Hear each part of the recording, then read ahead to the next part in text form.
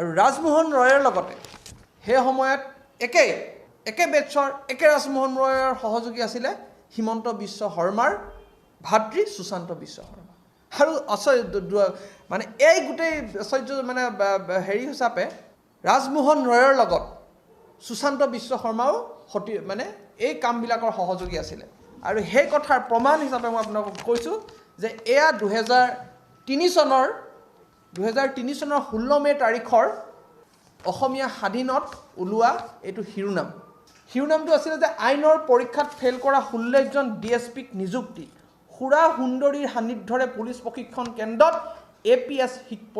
পৰীক্ষাৰ্থীৰ মস্তি এইটো আছিলে সেই সময়ত স্বাধীন পেপাৰত ওলোৱা এই ঘটনাক বাতৰি আৰু ইয়াতে তেওঁলোকৰ টেবুলেশ্যন শ্বীটখনো ইয়াতে প্ৰকাশ পাইছে ইয়াতে 10 নম্বৰত নাম আছে ৰাজমোহন ৰয় ফেইল ইন ল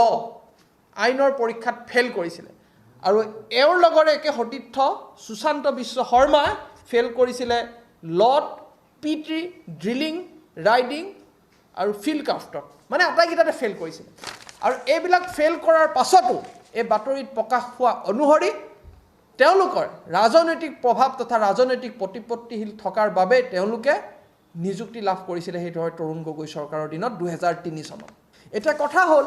যে এই 2 নম্বৰী অসৎ অযোগ্য উপায়েৰে চাকৰি লাভ কৰা এই ৰাজমোহন ৰয় নিচিনা SPক যিয়ে ঢোলাৰ নিচিনা কামত পইচা লৈ পেলাই হত্যাকাৰীৰ পক্ষ গ্ৰহণ কৰিলে অযোগ্য তেওঁ আচলতে নিৰ্বাচিত হোৱাৰ যোগ্য নহয় অসৎ উপায়েৰে চাকৰি লাভ কৰিছে আৰু ঢোলাৰ তাৰপিছত এনেকুৱা ধৰণৰ কাণ্ড কৰিছে তাৰ অতীতটো আৰু বেলেগ কিবা ঘটনা আছে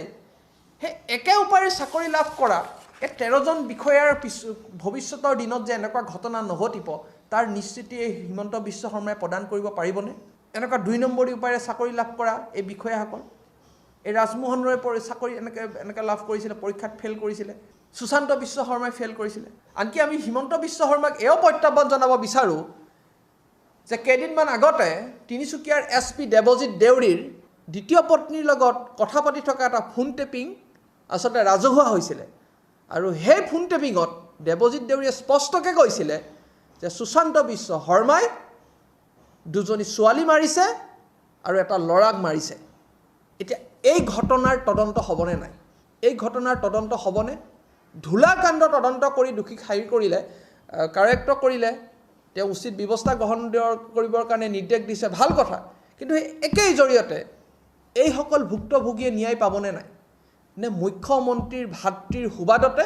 সুশান্ত বিশ্ব শৰ্মাই এনেকুৱা জঘন্য কাম কৰাৰ পাছতো আচলতে